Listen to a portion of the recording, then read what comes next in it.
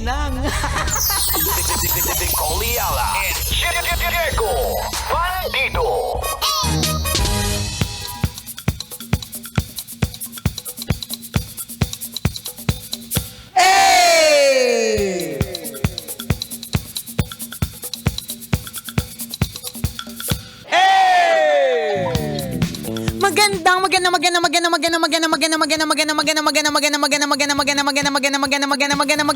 Magandang tanghali. Kumikinang na ulo, Diego Bandido.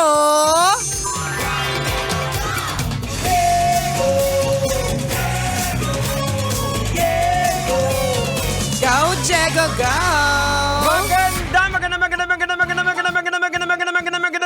Magandang tanghali. Kumikinang ina.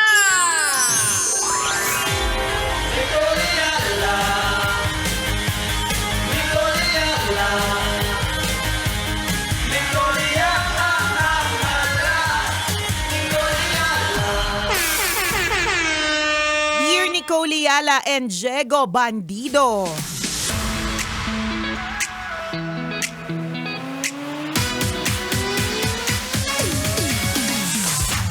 Ang tanga-tanga ng asawa ko. Grabe naman pambungan. Nakakaloka. Siyempre, napansin ko to nung piniem to sa akin. Sabi niya, all caps. Ay, grabe. Ang tanga-tanga ng asawa ko. Ay. Hindi niya ba naisip na nung nag-book siya ng trip kasama ang kabit niya, iisa lang ang travel agency namin?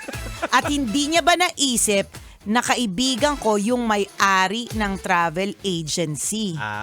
Di nalaman ko ang tanga-tanga. Tama naman. Tanga nga. Tanga nga.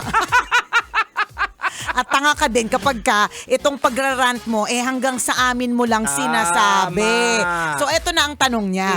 Ang tanong, iko-confront ko po ba diretso o iso-surprise ko sila dun sa travel nila? Gagastos ka ba? Kaya nga, gagastos ka pa, effort ka ba? Ang tanong hindi niyan man sinabi yung detalye, Jegs pero ang tanong, saan ba ito? Ayan. Kasi baka mamaya, Europe. Oo. O di naman kayo ba sa ibang bansa o kaya saang man lugar na, yun nga, yung mainit ang ulo mo na bumabiyahe. Di ba? Nakakaloka. Pambihira naman. Gusto mo ba matuloy pa? Siyempre, wag mo nang hayaan na matuloy. Oo naman. Ipa-deport mo na. Kaagad-agad kung ano man yan. I-report mo na. Nakakalurky, ano? Ay, tanga kasi nga, gagawa-gawa na nga lang ng kasalanan, hindi pa lumayo-layo, pambihira. Hindi talaga nag-iisip. Pero obviously, hindi talaga siya nag-iisip. Correct. Kasi kung nag-iisip ka, hindi mo lolokohin yung misis mo. Oo. Ganun lang yun. Ayun din ang ibig sabihin na walang mga ginagawang kamalian ng hindi may expose. Ayan na, mae-expose at mae-expose. Ayan. Kasi kung minsan, pag sobrang masyadong emotional to siguro si kuya, hindi na nagagamit yung utak, nakalimutan na yung Ayan na. agency. Ay, nako. Nakakaloka. Ay, pero alam mo, yan yung mga sinasabi natin na kahit masakla pa na balita na matatanggap natin mula sa ibang tao o kaya mula sa sitwasyon, ito yung sinasabi nating blessings in disguise. Kahit in disguise talaga siya kasi Yes. ang pagkaka-present sa is in the form of a problem.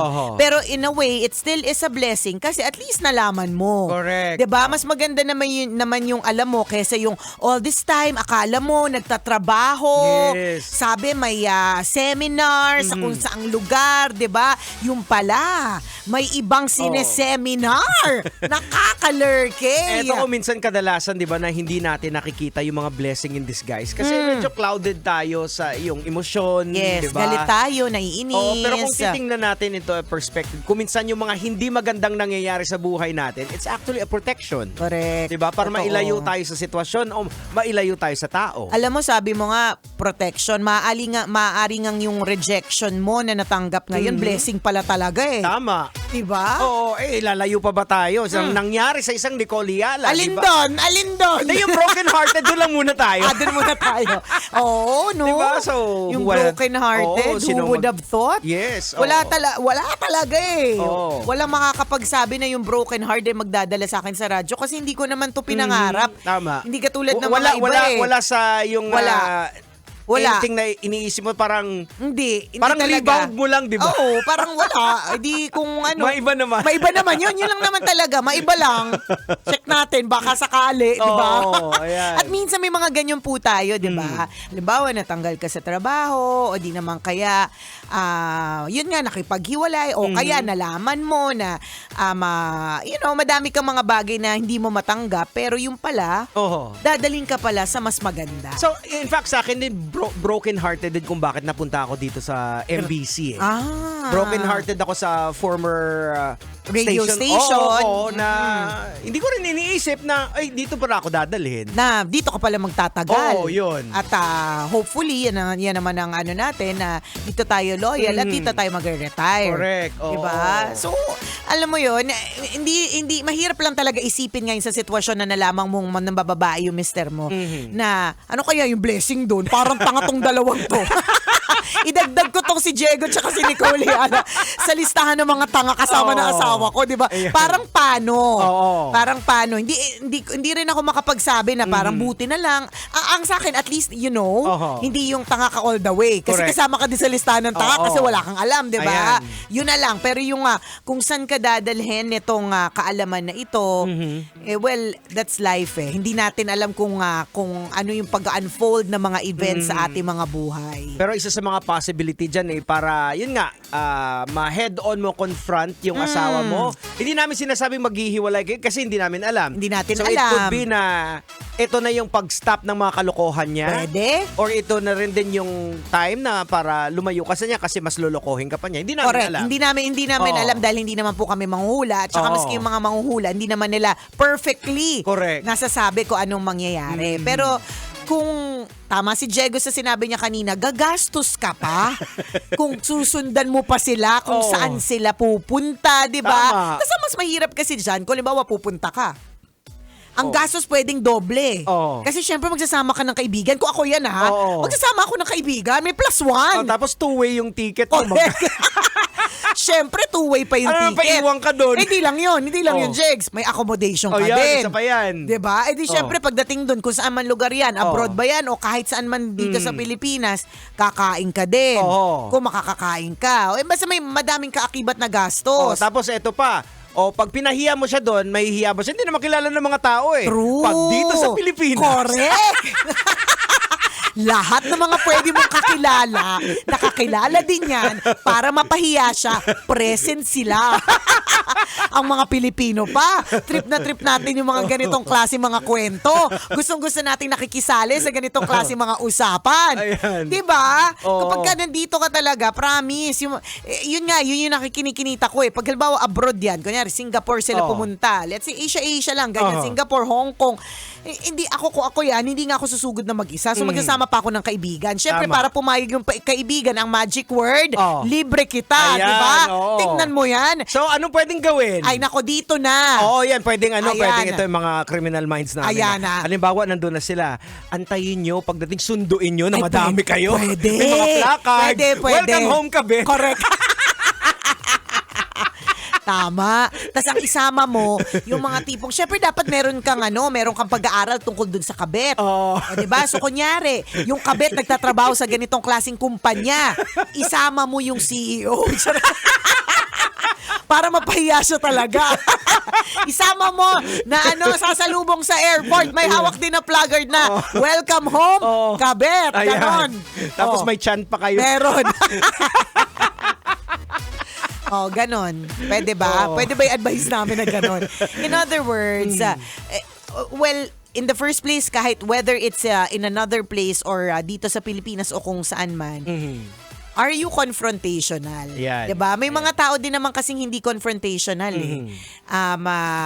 Do you think ang confrontation na may mga taong mapapahiya, Yes. do you think it will solve a problem or mas mapapalala niya Ayan. ito, di ba? Consider mo rin dito kung may mga anak na kayo. Yan. So, makakaladkad din sa kahihiyan yung mga anak ninyo pag may eksena. Correct. Diba? O, 'di ba? So may mga ganong klase mga gawain at yung may mga yung mga nakikita po natin at napapanood natin ng mga kinakaladkad sa escalator, 'di ba? Yung mga iniipit sa elevator, mga 'di ba? Ang dami pong nadadamay. Tapos magte-trending pa. Yes. Sa halip na kayo na lang ang haharap diyan, makakabasa ka pa ng sandamukal na mga comments.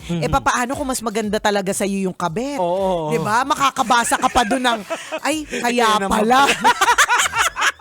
Makakabasa ka pa ng mga ganon. O, gusto mo ba? Ayan. Do you think yung ganong klaseng konfrontasyon na public will actually work? Pero pwede din namang i-confront pero privately. Oo. So, kaya medyo pag-isipan mong mabuti, huwag masyadong emosyon ang hayaan mong magpatakbo ng desisyon mo. Tama. So, pinag-iisipan na mabuti yan kasi maraming at stake eh. Correct. Ay, we're, ginagawa na naming magaan pero alam namin mabigat yung ganyang klaseng pakiramdam. Yung para bang pagising mo, napakabigat ng mundo. Yung nakakairita pag may tumatawa. Ako ganyan ako pag may problema ako eh. Nakakabwisit pag may tawang-tawa. Yung alam mo yun. Alam mo, problemado ako tapos may maririnig ako sa background na tawang-tawa o kaya parang ang ligalig o kaya yung mga kinikilig. Nayayamot ako sa kanila eh. Tapos tatanungin mo sila na, anong problema mo? Pero mabigat talaga yan. We advise that ito na yung time para i-form mo ang iyong support group o support system. Ito na yung time para yung mga kaibigan mo ay magsilbing mga soldiers, 'di ba? Dito mo naman ma-appreciate yung mga tao talagang tunay na nagmamahal sa iyo eh. Ayan. Kapag ganito na nasa matindi kang problema, kung sino yung tatayo bilang mga sundalo mo na ipoprotect ka kasi alam nila that you are in pain. Don't do this alone. Huwag mong gawin ng mga at harapin ang mga bagay-bagay na ito ng mag-isa ka, Bisyo. Ayan. At syempre, double check mo rin din yung mga information. Baka medyo may flawed, hindi natin alam. Yan. So make sure mo rin din na double check mo rin din yung information na nakuha mo doon na yung kasama ng mister mo is yung kabit niya. Ayan. Kailangan nating alamin kung ito ba ay tunay o hindi. Tama. Ay, Mrs.